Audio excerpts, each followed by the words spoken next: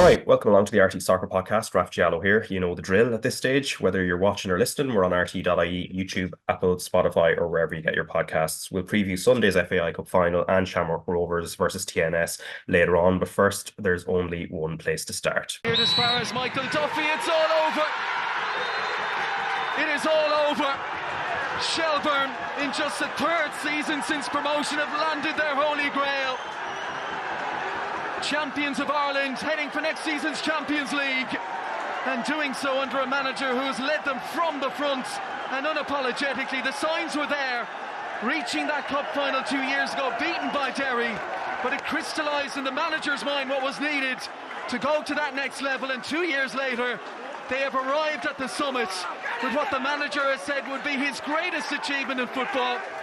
For Shamrock Rovers, the late surge didn't quite prove to be enough.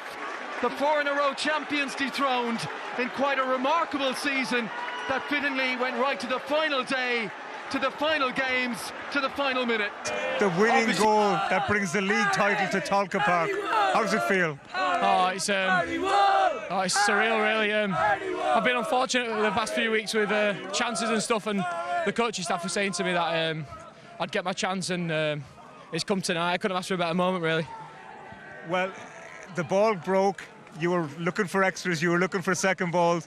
Yourself and Sean Gannon were actually looking for it together. I know. I thought I'd try and get ahead of him first, but if I'd have missed it, it'd have killed me. So I'm glad it went in. After an amazing season where no one had you marked as anything like favourites to win this championship. Last year when I was on loan here, the aim was still to finish as high as we can, and I knew when I come back that was the gaffer's aim, and I watched them from minute one at the start of the season, and they've deserved it, every single one of them. So to win it here tonight ourselves, it means a lot. So if you couldn't make out what the Shelbourne fans were chanting there, that was Harry Wood. And of course, Harry Wood is the voice you just heard there speaking to Tony O'Donoghue at the final whistle after scoring the 84th minute winner for Shelbourne, ending an 18-year wait for the league title. And I'm joined now by former Dundalk striker David McMillan and ex-UCD Sheffield Wednesday and Shamrock Rovers midfielder Paul Corry to reflect on Shelbourne's title win. And I suppose the way that played out, David, it's in fitting and in keeping with the way that the season as a whole and the title race has gone, hasn't it? Huge credit to Shels, because I think with the last 3 games to go, their run of form up to that being so poor that a lot of people had ruled them out. And I think you've seen a couple of their players sort of mention that it obviously could help to galvanise them. It's something I would imagine Damien Duff was using, that, you know, pundits like ourselves were ruling them out, you know, expecting Rovers or Derry to go and win it after they've been slipped up so much. But to bounce back and win the final 3 games, and to know that you had to do that in the end, showed real bottle and showed real quality. And it's an achievement both for Duff to be able to motivate the players, but for those players to come through what was obviously such a tough period. In reality, they could have sailed to the title had they even picked up 4 or 6 points over that period where they couldn't seem to win a game. But in the end, it'll make it all the sweeter for them to win it the way they did, to win it late on, to know that they had to win that game. It'll just mean even more to them. And I think for a lot of those players, you know, there's an experience in the likes of Sean Gannon and Paddy Barrett, but a lot of that squad haven't won much or anything in the course of their careers. Kind of reminds me a little bit of the 2014 in Dundalk, where the squad was kind of misfit of players that had been let go by other clubs or hadn't quite made it at other clubs. And you look at Shelbourne squad, the likes of Sean Boyd, Matty Smith, that, you know, was let go by Derry. JJ Lunny's been around a couple of years, let go by Bowes. Tyreek Wilson's left Bowes. Paddy Barrett let go by Pats. You know, there's a bit of, I would say there was a hunger amongst that squad to go and achieve something, and Damien Duff's done just an amazing job to galvanise that squad. And it's been mentioned a few times, from 25-1 outsiders to go and win the league title. It's even though they've led from the front from the beginning, it shouldn't be underestimated what an amazing achievement it's been from them. Yeah, we're going to be listening to Damien Duff's interview very shortly, which he did at the touchline after the game had ended. But he does mention in that interview, Paul, one thing he does reference is the cup final from a couple of years ago, where they lost the very same team, Derry City, and lost quite heavily at the Aviva Stadium. And then 2 years on, they have to go to the same team who they hadn't beaten in the 11 previous occasions, whether it was home or away. And in the end, though, they still managed to get to put the wood in HollyWood and get the sort of HollyWood ending up in the Brandywell. Yeah, absolutely, Raf. And Dave was mentioned people writing Shels off. I was definitely one of them. I just didn't see them going to Derry on Friday night and being able to muster a win. But I thought the performance was really strong. Just the way in which they, I guess, controlled the game. It would have been easy to maybe let the occasion get the better of you, but I thought the players and the experience that they have within that team really steered the ship over the course of 90 minutes. And I also thought some of the changes that Damien Duff made impacts when they came on. The likes of your Evan Caffreys and your Ali Coots, I thought they gave them a bit more impetus when they went forward. And they deserve a huge amount of credit because everybody knew what was riding on that match on Friday evening, and I think everybody pretty much expected to Shamrock Rovers to get the job done at home to Waterford. So to go up there to a place where they had such a terrible record, and as a player I found a really, really difficult place to go to, irrespective of how Derry were doing in the league. So to go up and play one of your closest rivals, knowing that you have to win and get over the line, deserves a huge amount of credit. And it doesn't really matter how they got there or what the goal was like, or maybe some of the chances that Derry missed and the one that comes off the bar. The fact that they got 3 points is a huge credit to Damien Duff and to that side. So, they absolutely deserve it. They've been out in front pretty much since the beginning. They've been built on a foundation of kind of discipline and being hard to beat. And they've had enough quality when they needed it, whether that be Sean Boyd towards the tail end of the season, whether that be Jarvis at the beginning, HollyWood popping up with the goal on Friday night. They found ways to get over the line and win games, and they absolutely deserve Raf to go on and lift that trophy. Yeah, and the game management, particularly in the first half, because I'm sure, David, there's an element of a temptation to go and throw yourself forward and try and get your goals early. But first half, not a lot happens between either team, and it's the second half you get a sense that they're starting to throw a few people forward. Sean Gannon starts popping up further up the pitch. Tulloch starts having more of an influence, and Sean Boyd has a couple of chances as well. There's a sense that it kind of grows and grows and grows, and they're still on the other side that the clock is ticking. So there's that kind of risk and reward. Yeah, well, it was looking forward to this 2 games during the week. Last week, it was really difficult to predict this match. Like, on one hand, you had Derry, who'd kind of thrown away a league title chance. But they have a cup final next week. They're also still chasing Europe, so it's really difficult to know what team they put out, how they're going to approach the game, what their attitude to the game is going to be. Do the players want Shels to win the title? Do they want Rovers to? Do they care? Are they just caring about their own cup final?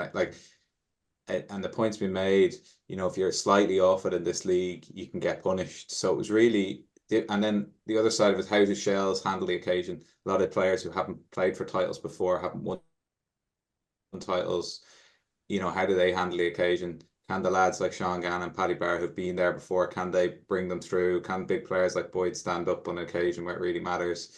And it was just the kind of thinking before the game was anything could really happen. But I thought Shels, as Paul's pointed out, really managed it in how they've kind of, nothing really changed how they've played probably over the course of the season. They managed the game really well, really solid defensively, and they feel if they can go nick a goal, they'll probably see it out and win it 1-0.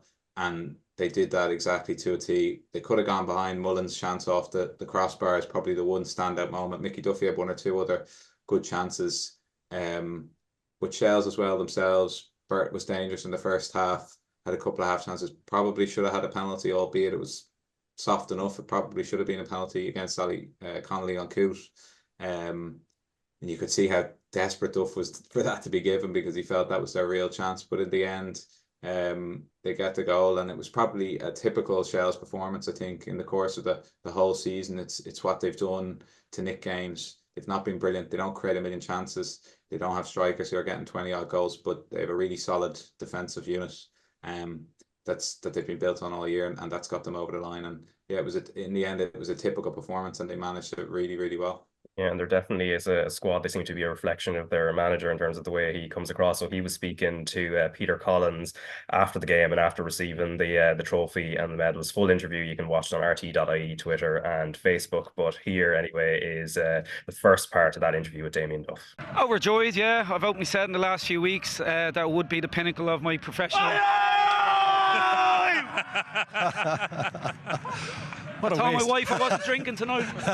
Anyway, I've openly said the last few weeks would be the pinnacle of my professional career, and it absolutely wipes the floor with it. But firstly, commiserations to Stephen. Obviously it was a 2-horse race tonight, but obviously Rory and a couple more. But I think we were worthy winners tonight. We absolutely deserved it. I felt a real flatness around the ground. So bizarrely, it was probably a good game to have. And we've thoroughly deserved to win the league. The best teams win it. And I think we can openly say we were the best team. Yeah, considering what you achieved as a player, how come the League of Ireland has become so important to you? I don't know. Here I'm an emotional guy. I need to have 24/7 focus and jump out of bed in the morning. What is it? I openly said my first preference. I might have been a barista. I turned that down, and I'm here managing a Dublin institution, Dublin's finest, and we're winning a league 3 years into it. So it's incredible because there's been some dark times for Shelbourne Football Club, as Stewie will tell you. Dark times. So I'm so happy for them. But the biggest, I guess, message there is tonight, it's not for my players, they deserve it. The fans, Stewie, people around the club deserve it. But it's for kids all around Ireland, all around the world, because we've always been told since they got here 3 years ago, you're not good enough, you'll never win at them, you're this, you're that. If you put your mind to anything, and you work hard and you dedicate your life to it, you can do anything you want. And that's what my players have done. Yeah, you certainly have, and you certainly have to be applauded. You wanted to reinvigorate Shelbourne Football Club. You've done that, but you also wanted to change the culture. And I suppose, did you mean change the culture just around League of Ireland football in general, or just specifically at the club? No, Irish football in general, of course, but it starts at home. Shelbourne Football Club. So yes, Ian Morris did a brilliant job getting us back up out of a very difficult situation. But as we know, I started with a clean slate, and I just think always things can be better, and you can up the standards in the environment, and that's what we did. Yeah, listen, I've got a lot of energy to give. I try and affect everything. I'm trying to affect the standard of officiating tonight as well, as you can see. I'm lucky it didn't cost us because it looked a penalty to me, but that's for another day. So yeah, I want to up the standards everywhere around the league because Irish football is in my blood. All right, Damien Duff there speaking to Peter Collins after the match and after receiving the winner's medal. And I suppose fortunately for Shelbourne, Paul, he didn't go through with any thoughts of becoming a barista and found something much more fruitful to do in the sport that he loves. But even listening to that interview, I suppose you get a real sense of why players want to run through brick walls for him and also for Joey O'Brien. Yeah, absolutely, Raf. And he is not the type of individual who can probably go into things, half in, half out. He's fully in with whatever it is he does. And I think we're very quick to maybe forget the playing career that Damien Duff had and the titles that he won and at the level that he played at Chelsea. And you don't reach a level like that without, I guess, being an absolute, completely dedicated to your profession. And you can see that in everything he does at Shelbourne. And yes, you can look at, the players that he's brought in or the improvements that have been made. But I actually think to go and win a league, the belief has to stem from somewhere. And the belief absolutely comes from him. And I'm not sure if the players, when they, day one of pre-season would have fully believed that they could go on and win a league title. But I think the more you start hearing it from Damien Duff and the more demands that he puts on in training, you can see the improvements in the team. A lot of that comes back to him and his coaching staff. And I think they've been absolutely at the forefront of everything positive that Shelbourne have done, whether it's been, the setup of the team, the improvements of individual players, and then the improvements of the team as a whole. So much of that goes back to him. And I don't know what it is about him and his affiliation with Shelbourne, but it just seems to be such a perfect match. And he probably would be for the majority of clubs because fans absolutely love seeing that sort of passion on the sideline. So it's some journey, Raf. From taking them over from being promoted into the Premier Division to an FAI Cup final to a European run and now to a League of Ireland Premier Division title. It's not something that I saw. It's not something I don't think any of us saw. And it'd be interesting to see what he can do from here because he's not an individual, like I mentioned, who kind of goes into things half measured. He'll want to kick on from here. He'll want to go on. He'll want to do well in Europe next year in the Champions League. He'll want to bring in new faces that can push them on to maybe contend and try win another league title. And himself and Joey O'Brien deserve a huge amount of credit, and the rest of the backroom team, but those two in particular, for driving that club, for driving standards and putting demands on the players and the club as a whole to go on and contend and win Premier Division titles. And I don't think that squad would have been able to do that with anybody else other than Damien Duff. Yeah, which is obviously a testament to the work himself and Joey Bryan have done there. But David, even looking at the trajectory, how many points they got 63 this year, which is only three more than they got for finishing fourth last year. And if you look at the trajectory, seventh in his first season and survival, get to a cup final as well, as mentioned there against Derry City, fourth, and also picking up a European place last year and then winning the title. So in a way, they are ahead of schedule in a certain sense, and it's come off very spectacularly. But as Paul has said there, Duff will be well aware that if they do want to push on and win another title and, you know, repeat what they've done here, they'll need to be on another level entirely, because it won't be 63 points that will win it next year.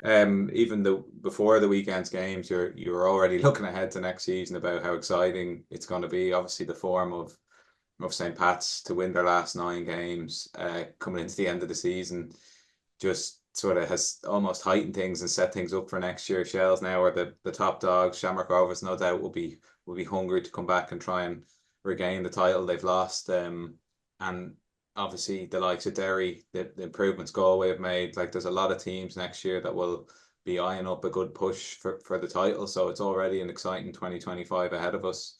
In terms of Duff, it's a really, I'd say, quite a unique situation. Like he left Celtic as a coach, he left Ireland as a coach. He came in, obviously worked for a while with Shamrock Rovers, comes in as the manager of Shelbourne. And even I had question marks of why does he want to do this? You know, what's driving him? You know, he's left other jobs. Will he, you know, how long will he last here at Shelbourne? And he's just blown everything I thought out of the water in terms of his want, his drive, his ambition with that club. And to go, as you said, in 3 years, continually improve year on year, and to win as a 25-1 outsider, to go and win the league is a remarkable couple of years. I think if it was any other player, you know, look at Damien Duff's career, he's obviously won everything, top Premier League player. You'd be wondering, we speak about Stephen Bradley, will Stephen Bradley move to a club in England? Damien Duff's profile, what he's achieved now in Ireland, you'd be wondering, where does he go next? But with the way he speaks about Shelbourne, he seems to be obviously very settled family-wise in Ireland. There's no talk of him leaving Shelbourne, which is really a unique, unusual situation. But if it was somebody else who'd had the career he'd had, maybe he wouldn't even be in Shelbourne in the first place, and you'd be talking about where is he going to go in terms of his management career. But there isn't any chat about that. He seems really dedicated to both the League of Ireland and Shelbourne, which is hopefully where he stays, because for the league, he's a magnificent profile. He's someone that everybody wants to hear speak. He's a kind of odd enough character that you're never sure what he's going to come out with next. So he's just been a breath of fresh air for the league. And as I said, between them, I think as much as the teams you're looking at the manager duels next year as well, between himself, Kenny, Bradley, John Caulfield, whether it's Roy Higgins at Derry. Like there's real battles next year to look forward to, I think. And as I said, this year's been a thrilling season in terms of title race. I think next year could be just as exciting. Yeah, and Shels have had to make tweaks to the squad year on year, and some enforced and some that have been done strategically, Paul. And so looking into 2025 and how they push on with the core of the squad they have there, what does that look like to you? I don't think you change too much at the back, Raf. You maybe bring in a couple of bodies maybe to give you a bit more strength and depth if you do pick up a couple of injuries, but they only conceded 27 goals in 36 games. And I thought defensively they looked really solid, even on Friday night under pressure moments. The likes of your Paddy Barrett step up just to be a commanding presence in that area. The obvious sort of gap within the squad, I think, lies at the top end of the pitch, just from a scoring goals perspective. Sean Boyd offers you a hell of a lot at the top end of the pitch, but when he's maybe not there, they maybe look a little bit short in that department. And I think when you think of the number of goals they score, but then the number of chances they create, I think they probably need a little bit more quality at that end of the pitch. So if you could add a body or two there, I think that's maybe an area that Damien Duff will look to identify of players that they can bring in and fit into that system. And then I also think one more in the middle of the park. Like for me, the reason there was so much control in the performance on Friday night was very much down to JJ Lunny, and JJ Lunny being back in that team. He's absolutely one of those players who goes under the radar and you don't appreciate him until you take him out of the squad. His ability to nip play, to dictate the tempo, to just take the sting out of the game at times when it's needed, and then also to be able to find a forward pass into your front players. I think he does that incredibly well. And when he wasn't in the team, they probably didn't have the same sort of partnership with whoever came in to play alongside Mark Coyle. So another body in the middle of the park and one or two at the top end of the pitch, I think is what Duff will be thinking, just to bring them to that next stage. Like, they're very good defensively. They're very good without the ball. They're very good at transitioning when they win back possession. But do they have the same sort of quality that a St. Pat's and a Shamrock Rovers do in the final third? I think they're quite a bit short in that department. So if you can get the right personnel into the building who can buy into what Duff is trying to do, I think they're probably the positions Duff will look at. Yeah, and before we look at Shamrock Rovers and also their match against TNS, I suppose let's look at the player of the season, young player and manager of the season. David, who would your picks be for all three of those? I think there's only one pick for manager of the year, and that's Duff. I don't think there's any need to explain. There's lots of other managers who've done great jobs this season. John Caulfield, John Russell. I think Sligo would have been under huge pressure, probably even early in the season. Tipped that they'd be in around the relegation playoff spot, and they just exploded mid-season. I think with a limited enough squad, he's had a fantastic year, but. Kevin Doherty's got a cup final to look forward to. Stephen Kenny's come in and won 9 on the bounce. There's a lot of strong contenders, but just to take Shelbourne to the title, I don't think you can look past Duff. In terms of player of the season, I think that's is an interesting one. There's probably no absolute standout player that everybody's looking at and says he has to be the one. I think Dylan Watson probably over the last couple of weeks has been the one that's been mentioned the most. We've seen the PFAI choices. I think he may be the likely winner there. Pork Hammond's had a good year, but probably went through spells of not scoring, albeit he's finished the season as top scorer. So I'd pick somebody from the champions. I think it's between the player that Paul's talked about a lot is JJ Lunny. I think when he missed 5 or 6 games, they would have 5 or 6 that Shels didn't win. I think that's not unsurprising considering the amount of work he gets through, the amount of ground he covers and his ability on the ball. But I'm going to plug for Paddy Barr because I just think defensively Shels have been built on that unit. Himself and Malloy in the first half of the season were just an unbelievable partnership. I think when Malloy went and if Paddy Barr didn't play, if he picked up a suspension or a niggle, there was just a hole in that defence that couldn't be filled. And I think Paddy's been the glue. I think Cameron Leveridge has done a great job when he's come in and played alongside him. And that back four in the end of the season, the solid with Gannon, Barrett, Ledwidge, and Tariq Wilson was solid enough to get them over the line. But I think Paddy and Sean have done a remarkable job as the experience of those. But Paddy's just been the player of the season for me. Young player, I think, is probably between two. Johnny Kenny obviously has had a very good year at Rovers. Has scored quite a number of goals. And on the other hand, I think Mason Melia has just grown since Kenny's come in. He sort of was a bit par player under John Daly, I would say.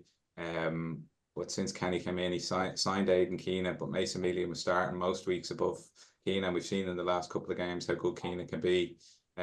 So for me, I'd plug for Mason because I just think at his age to go and do what he's doing. To at times he's particularly in games against Shamrock Rovers, he's torn their back three apart. He's just looked like he's got an unbelievable future ahead of him. So for me, I'd go young player as Mason Melia. Yeah, and Paul, similarly, you're 3 up. This could be a really boring answer because Dave is pretty much taking the script there. Yeah, I think I would go for Paddy Barrett as well, Raf. To Dave's point, there hasn't probably been one individual who's really stood out amongst all of the teams. I think Dylan Watson's been excellent at different times, obviously popped up with really important goals and also created a number of chances in games when it was tight to get them over the line. But it should go to the champions in my eyes. And to Dave's point, the likes of Jarvis came and went. Malloy was here and then left. Shelbourne were built on clean sheets and not conceding too many goals. And Paddy Barrett was absolutely at the heart of that. Defensively so strong. I actually think his distribution, his ability on the ball probably goes under the radar a bit as well. Just threading balls, whether it be into the centre forward feed or into centre midfield. I think he does that really well. He's got a great switch on him out to Sean Gannon as well. So I was actually really surprised he wasn't in that list from the PFAI because he's definitely, for me, the centre half and the player and the individual who has spearheaded that Shelbourne league title. Yeah, So and the thing I would say, he's not going to throw a Vinicius style tantrum because he's not he's not picking up a Ballon d'Or. Let's put it that way. you wouldn't suspect so. I No. tell you, if he did, Raf, I'm not sure there'd be too many people who get in his way. Young player, I would also go with Mason Melia. I think for Mason to do what he did at that age, going up against centre halves who can be very physical and try to bully you around, the games, particularly against Shamrock Rovers, stand out.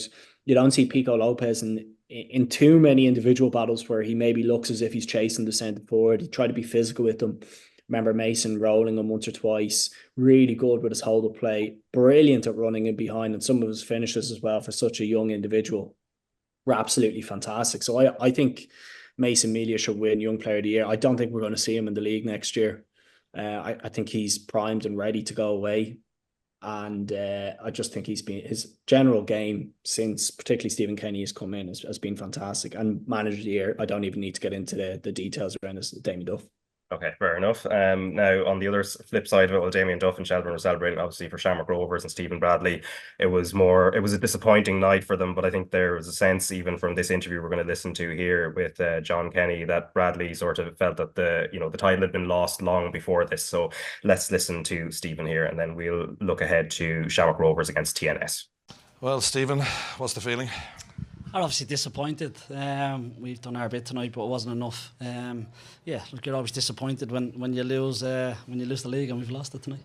It's not a cup match. This is decided over the course of this season, and you were a long way off, 15 points at one stage. So, obviously, as you know yourself, that gap just couldn't quite close it, could you? No, if we're being brutally honest, we weren't good enough. That's the simple facts. If we lost too many games, conceded too many goals, we fought our way back to a decider tonight, but over the course of a season we weren't good enough. Shelbourne were good enough, and a massive congratulations to Damien, his staff, his players, and Shelbourne Football Club. Well done. Damien Duff's good for the league, isn't he? Of course he is. I think the league's improving year on year, and people like Damien only help that. How do you put it down to not winning the league this year and that poor start? What actually happened here at Shamrock Rovers that you had such a poor start? We know what happened, but now's not the time for that. Now's the time to congratulate Shelbourne. Say well done, they deserve it. If you win a league, you deserve to win a league. We know where we went wrong, but now's not the time for that. But you still have matches to play. You've got the conference coming up as well, so you can refocus the mind rather than sitting around for the next couple of months wondering what happened. We're in a brilliant place now. We're a few games away from qualifying, something that's never been done before in this country. We just couldn't do enough to win the league, but we're in a really good place in terms of Europe. We just need to now refocus after tonight and get ready next week. Great buzz around tonight. It was 2 hours before the game started. People were running around the ground. There's nearly 10,000 people in here as well. This can only help and improve the league that so many clubs are still getting involved in towards the end of the title run. Yeah, it's great for the league, all involved. Like I said, we're not happy with the points total we're on, and that's quite obvious, but it's great for all involved in the league. The neutrals got involved, and like I said, look, Shelbourne have been there a long time. They're deserved winners, so congratulations to them. Is the Mads points total of 60-something points, where normally it's 70-something to win, so just shows you kind of, as I said to Keith Long, a bit of a topsy-turvy league this season. Yeah, but again, you got to fight to come out on top, and they've done that. They've been there all along, and they've done that. So again, well done. I know how hard it is to win a league, so well done to Damien and his staff, Shelbourne, well done. No doubt you'll be back. Thanks, Stephen. Yeah, we'll be back. That is Stephen Bradley there, Shamrock Rovers manager. He says it himself there, David. We weren't good enough, lost too many games, conceded too many goals. We look at the points total, 61 points, which is a drop from 72 last season, which would have been even viewed in of itself as being a slight disappointment, given that they were near 78 and 79 the previous two years. He kind of alludes to it there in a sense of maybe, but without actually revealing what he feels was the main factor in the not winning the league. But David, looking at it over the course of the season, what would you put it down to?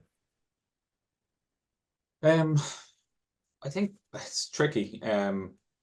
It's difficult to be critical of Shamrock Rovers when they're qualifying for Europe into the Conference League, and they've won the league 4 times in a row. But I think going into this season, they were rightfully heavy favourites. They have the best squad, but the best squad doesn't necessarily win the league. And I'm critical of them because I think they've set good standards over the last number of years, and because I believe they still have the best squad, I think they and the way the season went in terms of points total, I think they should have walked this league this year. But I think if you just drop off it a little bit, and that can happen when you've won back-to-back titles over 4 years, it doesn't take a lot to come off that top level to start to not win games, and things become a bit more of a slog. It's not easy to put your finger on a couple of things, but the one standout for me is that Rory Gaffney has played so few games this year, and he's been such a huge part of the last number of years and all of their success. But I think both himself, Jack Byrne has missed large portions of the season, has been tremendous in the couple of years that they've won league titles. Gaffney's been such a huge player. They've lost, obviously, Ronan Finn has sort of moved on to UCD. As age catches up with him, obviously wasn't going to feature enough at Shamrock Rovers to keep him there. And then one or two others, the likes of Liam Pole's coming in at the start of the year. I think he's grown as the season's gone on, so I don't want to be critical of him, but I think early in the season, certainly his form was just not good enough to where Alan Manis had been over the last number of years. So you take those sort of 4 key experienced both areas of the pitch and players out of the squad, and they just weren't reaching the same level that they had been over the last number of years. And as I said, it doesn't take a huge amount to drop off to no longer be the top dog. And I think just those number of things. And I think Stephen Bradley be comfortable, because I think players have begun to grow. The likes of Johnny Kenny's had a year that will help him if he stays there longer. The likes of Farrugia has built, he's getting his fitness back, he's improving year on year. Darragh Burns has come in, had good spells. So I think the squad is still very, very strong. Dylan Watts, as we've spoken about, has grown as a player. So it's probably just been that year where they've lost a lot of really key senior players, or they haven't played as much, say, as they had done in the past, and people having to grow and fill that. And I think next year they'll be stronger for it. Yeah, and of course their season is far from over. Of course, they've the Conference League campaign, and the next staging point at Tallaght Stadium, which is going to be TNS. And I suppose maybe how the season in terms of the league unfolded, Paul, that actually might be a blessing in disguise in terms of sort of firing them up for this TNS game. Yeah, absolutely, and they'll be bitterly disappointed that they weren't able to win the league again, and they went out relatively early in the FAI Cup. So the season really hinges on the European campaign, and they've put themselves in a brilliant position, Raf.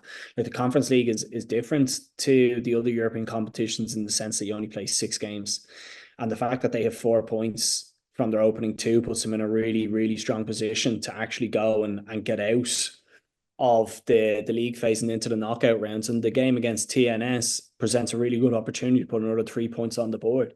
And to Dave's point, like, Stephen Bradley probably won't be too worried, because they found an extra gear or two in recent weeks, and you can see that in their league form, but you can also see that in the European performances, both the game at home and then the away game against Larne. Like, they've done really well to stay in games. They look much more comfortable on the ball than maybe they did at the early start of the season, and they look a little more potent at the top end of the pitch. And we don't really know a huge amount about TNS. It's not a league that would really be at the forefront of people's minds, but they had a good result against Astana. But you still feel, with the extra gear or two that I mentioned that Rovers have found, that really this is a game that Shamrock Rovers should be going and winning.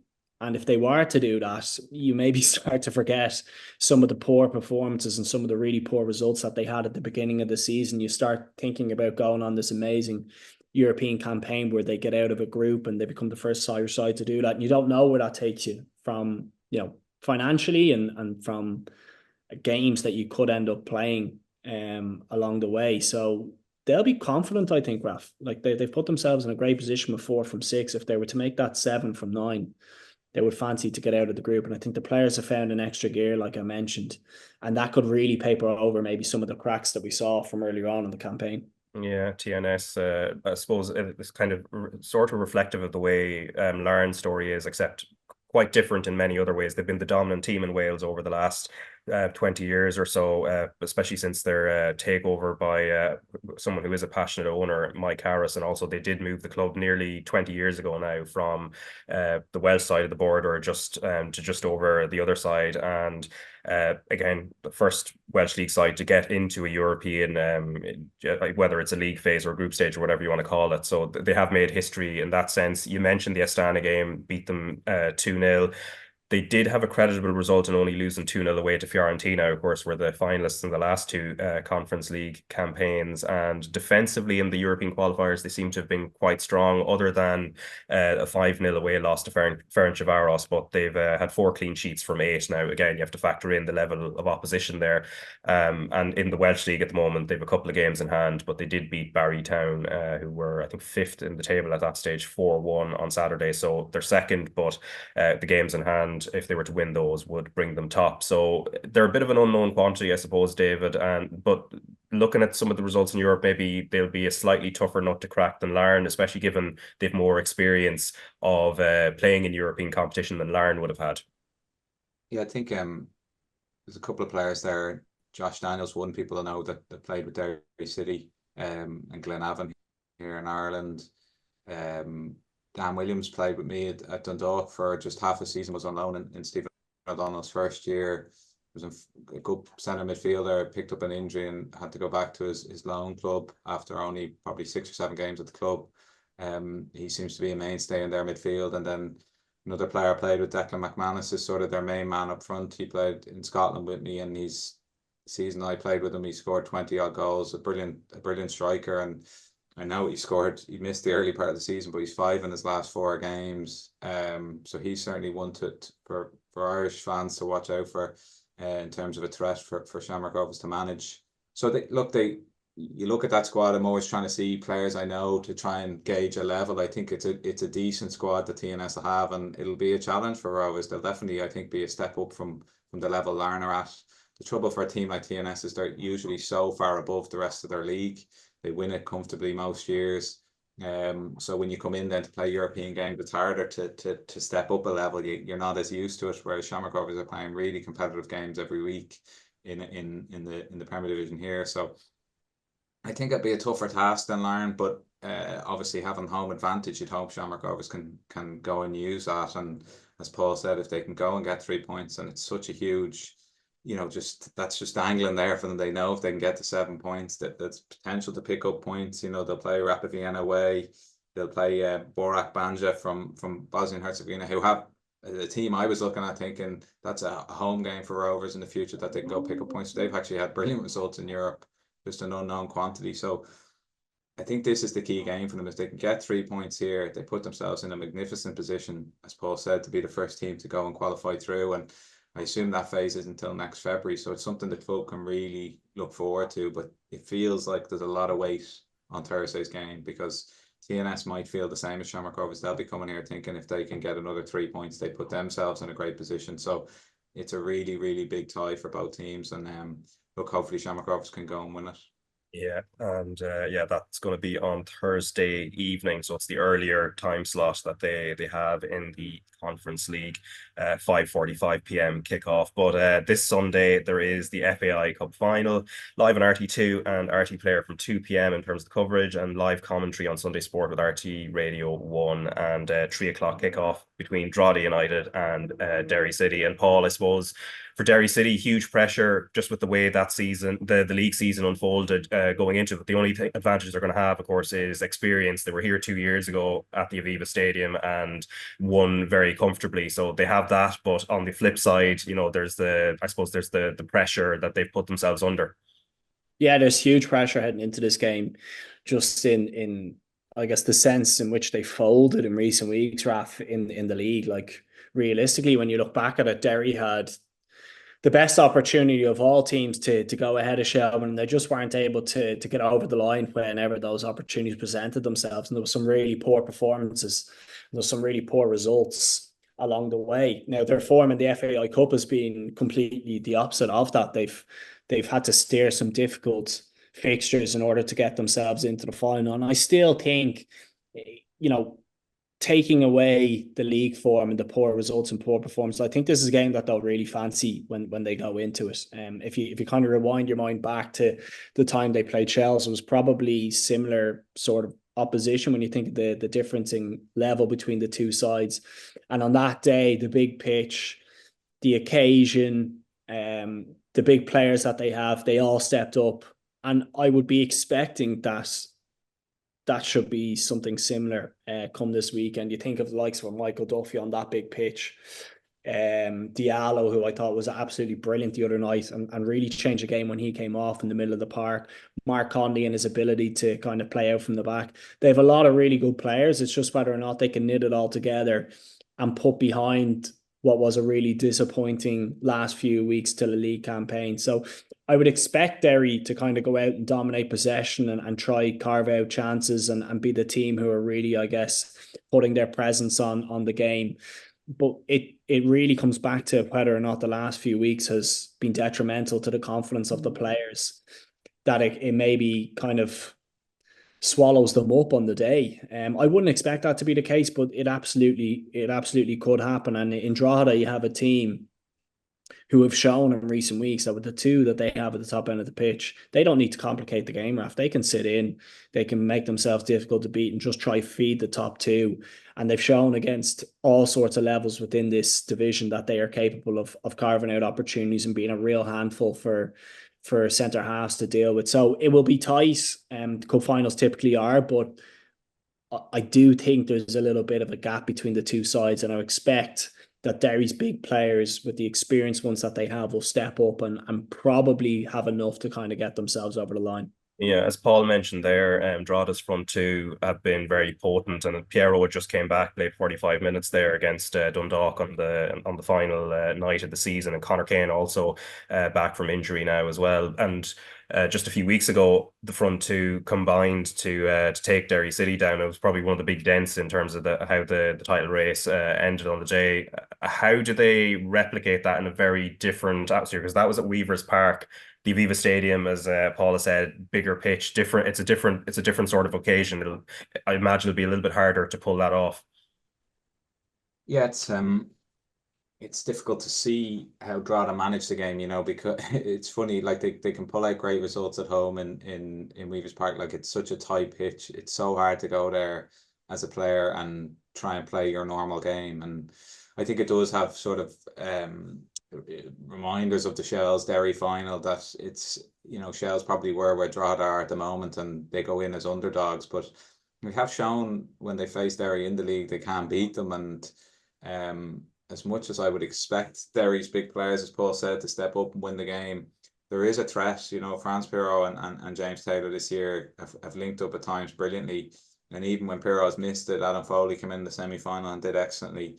So they do have that running threat up front, and if they do decide to set up in a sort of defensive way and try and use the pace of those two, it can be dangerous for Derry as well. They'll want to play expansive football. They'll be open and sure in how they attack the game.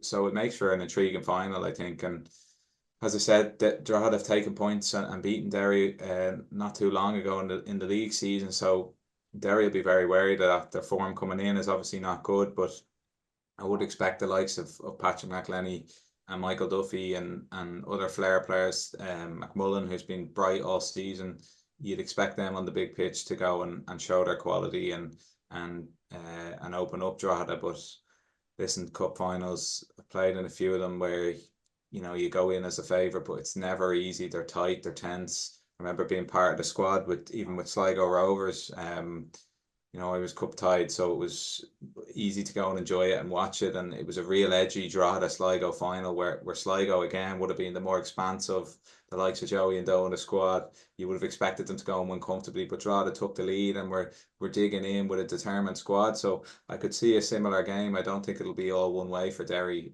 not by any means. So it's an exciting final and one that is still up in the air. I think either team has a great opportunity to go and win it. Yeah, what's the build up like? Where it's a one club town. How do you deal with it?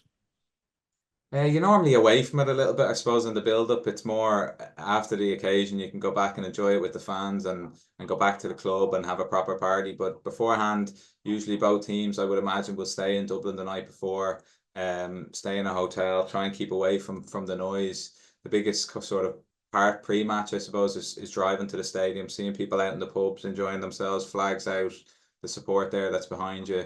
That's probably the real start of the nerves or the kind of feeling of the big occasion. And look, it's a special day for players. I think it's one, look, every team wants to win the league, but the cup is kind of that second hand thing that's always there in the background. And for the likes of Derry here, who'll be so disappointed with their league finish, it is a sort of a second chance to go and have a big day out and win a trophy. And it's just a magical day, you know, with friends, family around, with a huge, you know, we're looking at a 40,000 crowd heading towards the Aviva. It's just a huge occasion to be part of, and one that the players will, I'm sure, really enjoy.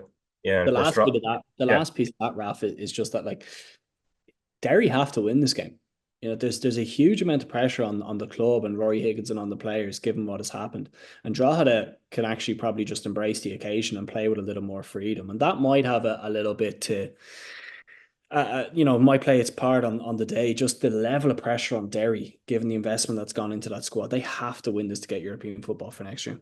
Yeah, huge one. It's a huge one for them, but for Drogheda as well, this is sort of two cup finals that they have. Of course, they know who they'll be playing in the promotion relegation final, because Bray Wanderers pulled off a bit of a comeback to draw 2-2 with Athlone Town in the first division promotion final, playoff final, and then went on to win 4-2 on penalties, Jimmy Corcoran being the hero there. So they really had to pull this one out of the fire, Paul, because Athlone had it in their control, but then Bray's second half seemed to be quite impressive. Yeah, Athlone will be kicking themselves, Raf. Not only kind of giving away the 2-0 lead, but particularly when you look at the equaliser and the nature of the goal. Athlone had one, if not two, really good opportunities to clear their lines and get themselves up the pitch, and it was a real tire clearance that kind of led to the equaliser. A really good ball that stood up to the back post, but I think there's a number of ways in which you can actually avoid that situation kind of coming to fruition, and you can defend your lines and you can squeeze up the pitch.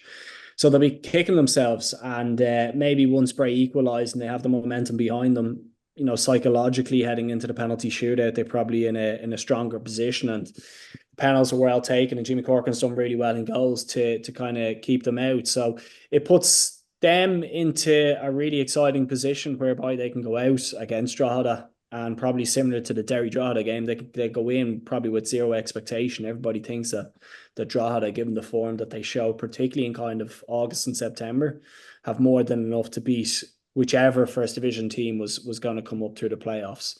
And I would imagine the majority of us would probably expect Drogheda to go on and win that game. But in a once-off game, you never know. Be a bad mistake, sending off, any sort of incident can really kind of sway the flow of any game. But Bray, all credit to them, having been, I guess, pretty much rode off at halftime in that game, found a way to just pull themselves back in and get over the line. But for me, I would still fancy Drogheda to beat Bray in that game.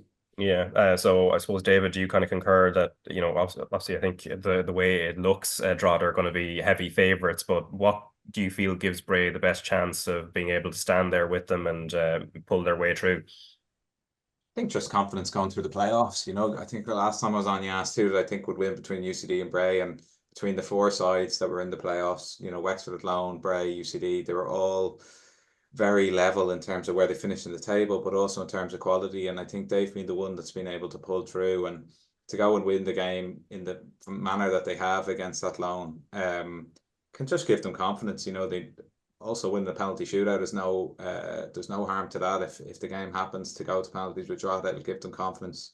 Jimmy Corcoran's a goalkeeper I played with. He's famous for being sent off with the under-17s years ago in a penalty shootout. Oh, I remember that. Yeah. But to see him come and save two was brilliant for him personally. But no, the game the other day against Athlone just should give Bray amazing confidence to go 2-0 down and to be able to come back from that. And I was just watching the highlights. I thought Rimavan was lucky to still be on the pitch, probably to score the winner. His tackle in the second half was dangerous, to say the least. I was surprised he didn't see red, but he goes and gets the equaliser, and it was a mad game. Just watching back the highlights, like Athlone Babatunde missed two glorious opportunities to go and win it. So that's Bray will be buoyed by just having gotten through. You know, they mightn't have been expected to be the ones that did get to the final against Drogheda, and who knows, Drogheda have a cup final to play, how they're going to feel after it, whether they win or lose, what their approach will be to the final. I'm sure they'll be clued in and ready to go for it. But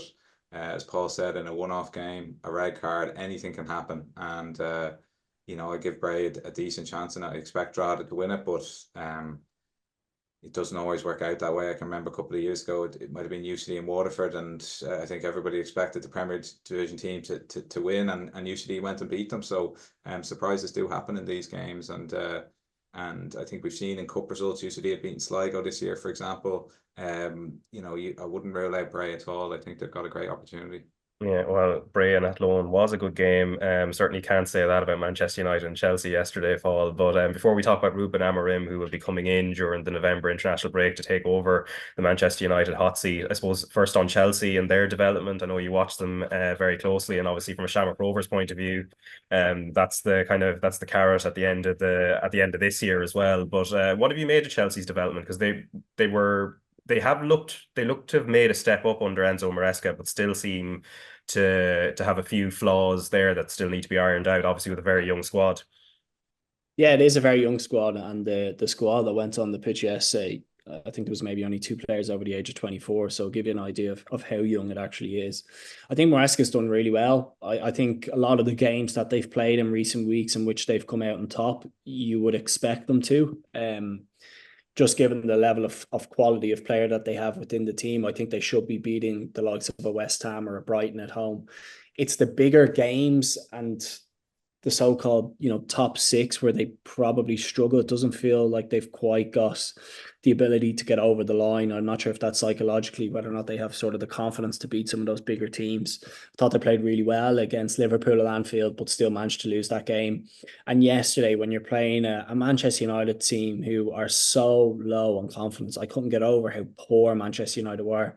Chelsea weren't able to play with any sort of tempo, or they weren't able to I guess just increase their level of performance or carve out opportunities to beat Man U in a game where Man U were there for the taking. So they've definitely made strides. Maresca has done well in the sense that he seems to have an 11, 12, 13 players that he seems to like to work with. And that has bedded down a bit more sort of shape amongst the squad, whereas last year there was a huge amount of chopping and changing. And I think that's helped the squad and the consistency within that squad. But there's still a little bit to go, Raf, before you start talking about Chelsea being, back in the top 4 and being one of those teams that can go and contend for titles or qualify back for the Champions League. But Maresca has done a very good job. I would still like to see them push on under their level or two. I still think they're short a really commanding centre-half. Colwill doesn't really do it for me. Fofana is very injury prone, and they desperately need a goalkeeper, because a top level goalkeeper does not make the mistake that Sanchez made yesterday. I mean, it was so blatantly obvious that you just pull away in that moment. Hoyland was begging for him to touch him to bring him down for a penalty. And at times, Sanchez will continue to let them down and has already let them down. I think it was the Brighton game trying to play from the back. It was just nonsense, some of the stuff they were trying. So they've made strides. I think Maresca deserves a huge amount of credit because he was coming in with not a huge profile behind him. A lot of the fans wanted Pochettino to still be there. And he's managed to pick up enough points that puts Chelsea in a good position as they kind of head into this Christmas run. Yeah, no, Chelsea are far away from top 4 and title contention and all that. Manchester United are, well, actually literally very far away. The 13th on the table. Ruben Amorim, of course, confirmed in the last few days after Erik ten Hag was sacked, just as we were recording last week's podcast last Monday. And he's obviously done a really good job at Sporting Lisbon over the last few years that he's been in there, David. But he is going to be swimming against the tide. There is this sense of excitement about his CV and everything else, and also his personality. But United have been here before in this post Alex Ferguson period, and it's always been this kind of chop and change of managerial styles and philosophies. The person who's been in there before is very different to the one that follows, and he's got a tough job on his hands. And at the same time, whether the structures around him are in place to allow him to do his best work, that's another question. So he's got a very difficult challenge on his hands, one way or the other. Yeah, he does. I think, midweek United had a bit of a bounce, scoring I think 5 goals, was it, in the League Cup, and then you watched the game yesterday and they were just absolutely abysmal. And in fairness, a strange game because Chelsea weren't a whole lot better after being very good away in Anfield. I would have thought Chelsea would have put them away, but United were just so poor. And if Amorim didn't realise how big a job he had, I'm sure he was watching that game closely from Portugal and thought, okay, there's work to be done. But it is, I think it's been mentioned over the years that the structures behind the club haven't been good enough, whether it's Mourinho or whoever's been there. there's a feeling they've been let down. But from Ten Hag's point of view, he's had a huge, I think they're second spend-wise behind Chelsea. So it's not like this man hasn't been backed.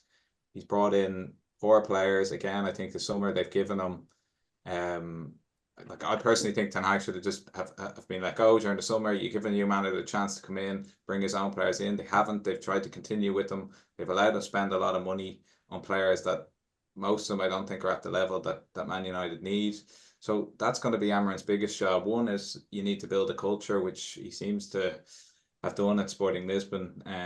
You know, they're 10 wins from 10 this season. So in the league, so he's obviously got something about him coaching wise.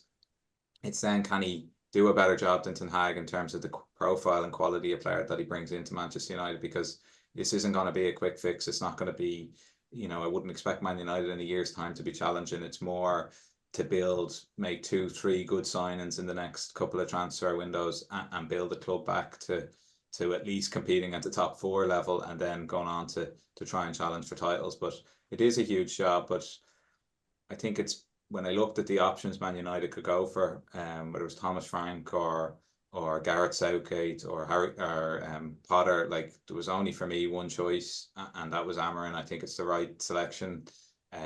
He's a hungry young coach. This is his big opportunity now, stepping up from the standards at in Portugal to a huge club in Manchester United. And you know, from United's club point of view, you'd hope that the club's in a better place with Ineos in there, that there's better structure. They've obviously appointed people behind the manager that are, you know, the likes of Wilcox, that would hopefully help Amorim.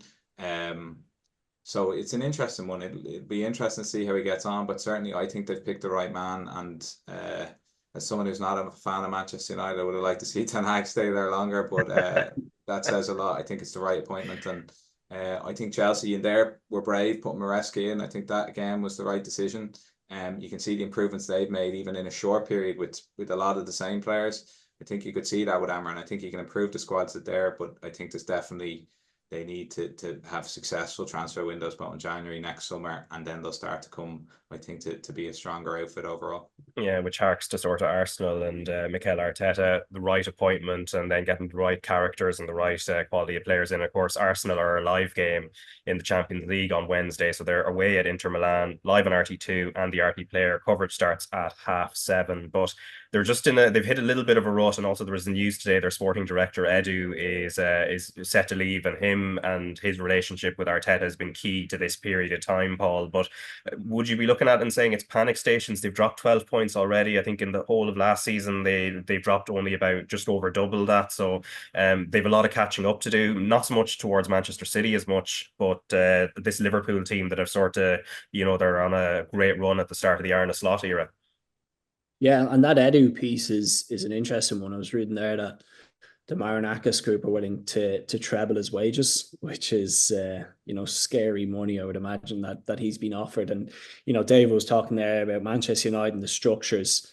The relationship between Edu and Arteta seems to have been so close in recent years that he was the go-to guy when it came to recruitment or bouncing ideas off. So that's a huge miss and a loss from an Arsenal perspective. I think to your point, Raf, around the number of points that they've dropped, I don't think they'll quite be panicking yet. And I think that's purely down to the fact that Man City have dropped 7 points as well. And albeit Liverpool have started really well, I think eyes will absolutely be fixed on the points difference between Arsenal and Man City. And they just haven't really found the same sort of levels in recent weeks. Saliba obviously got sent off against Bournemouth. They've had a huge amount of sending offs, which hasn't really helped their points tally. But when you take the likes of a Saliba out of the team, you can see that they don't have the same strength and depth to cover that part of the pitch. And I also think when Martin Odegaard comes out of the team, you miss that player who just knits it all together. The one who's able to dictate the tempo, who's able to carve teams open. They don't have that same sort of threat at the top end of the pitch when he's not in the team. And something similar happened, I think it was maybe the beginning of last season when Odegaard was out of the team, and when he came back in, that really coincided with Arsenal's uptick in form and points and games that they won. So they won't be panicking yet. Newcastle is a difficult place to go. I thought they really bullied them on the weekend. Taking Tonali out and putting Longstaff and Joe Linton in alongside Bruno gives you an idea of how they were going to play. Super physical, getting Arsenal's face. Arsenal didn't like it, and they found it hard to, I guess, impose their game on it. But I wouldn't be too worried. I think over the last 2 seasons, they've shown enough that they can hit runs of form and they can put back-to-back wins together. And I would expect between now and Christmas and heading into January, you will start to see Arsenal maybe find a little bit more like the rhythm that we saw in the last 2 seasons. Yeah, and just elsewhere as well in terms of the Irish goals at the weekend, Troy Parrott netting against Feyenoord, tapping it in after the keeper had vacated the goal. So but AZ fell to defeat, unfortunately for them. Callum Robinson and Callum O'Dowda both scoring Cardiff's goals in a 2-1 win over Norwich. Tom Cannon with a penalty for Stoke against Derby. And then from the women's side as well, Wales have been confirmed as the Girls in Greens as opponents with an away game in Cardiff in the Euro playoff first leg. And then that is on the 29th of November, and then the return at the Aviva on the 3rd of December. So that's going to be a tough clash because of course Wales beat Ireland 2-0 in a friendly in February, but again that was a friendly. And Ireland have had the experience of getting to a tournament already with the World Cup. And then the men's squad is going to be named by Hamer Hallgrimsson this Thursday. And I suppose finally on that, David and Paul, I suppose both. I'll start with you, David. Any names you're expecting to come in? I think Andrew Moran is probably the one at this stage with the 21s out of contention for European Championship qualification, that he would seem to be the one that'll probably be stepping up quite quickly given how well he's doing at Stoke. And he's had a couple of seasons where he's been on the verge of it, and I think there's been calls in previous years that he steps in, and hopefully he's one he can add to the squad, because it looks like Agbena is going to be out for a long period, and he probably over the last number of years, and certainly in the Kenny year, he was probably the one player who came out with a good bit of credit in the bank and has always performed at a high level. So to see him out, I think now for the season, if not most of it, is a huge blow for Ireland. I think just as an attacking force, he's probably as I said, he's the one spark that's kind of helped. So yeah, look, that's a blow. There's absolutely no doubt it's a blow. And but look, the previous couple of weeks, I think, has lifted the spirit slightly, with the positive win in Finland, and then a reasonable performance in Greece. So look, we go into this window with a little bit more optimism, and hopefully the results can continue to improve. Yeah, I suppose, Paul, on a final point, injuries are obviously going to colour what the squad is going to look like, at least in the short term, and then, as mentioned earlier, Ogbene in the longer term. But outside of Andrew Moran, do you expect any kind of fresher faces to come in? I think it's a tough one, Raf. I think it's a huge ask of any young player to make that step up to senior football. But I do think Andrew Moran is one of those players who's absolutely ready to do that. I think he's shown enough, but with the 21s, but particularly with Stoke in recent weeks. I think he was man of the match on the weekend, and the fact that he's playing at the top end of the pitch and making an impact, that's not something or a position where we're blessed that somebody who can kind of play in front of our midfield and be that player to accept the ball in the half turn in those spaces. So he's somebody that I would expect to make a move up. I think if somebody like Will Smallbone still isn't right and still isn't fit, you could maybe then make a case for somebody like Sinclair Armstrong. I think he has done particularly well with Jim Crawford's team and has scored a couple of goals already this year for Bristol City. So they're probably the two, when you think of the 21s and players that could potentially come in, they're probably the standout names, and they have been the standout performers for quite a period of time, and they will, I'm sure, be at the forefront of the manager's mind when making selections. It's hard to go too deep or too much more wide, I guess, with our selection, because there's not a huge amount of players to choose from. I think Mark Travers deserves a call out as well, Raf. I know he's been in squads, but it's maybe a situation where you want to see him play a couple of minutes, because I think he's done particularly well for Bournemouth since he's gone in there as well. But we're still, I guess, striving for more players to make more of an impact and get more minutes at the higher level in English football. But that's going to take its time. And for the ones who have the opportunities now, it's about kind of taking taking the shirt, and the likes of Fessi Ebiseli, there'll be great opportunities around the corner for players like him. Yeah, Travers very good at the weekend. Of course, made a good save against Haaland late on to preserve Bournemouth's victory over Manchester City. But anyway, that brings us to a close. We'll see what the squad looks like and we'll react to it next Monday. But in the meantime, Arsenal playing away at Inter Milan live on RT2 and the RT Player on Wednesday, and then the FAI Cup final between Drogheda United and Derry City on Sunday as well. Paul Corry and David McMillan, thanks very much for your time. Cheers, Raf.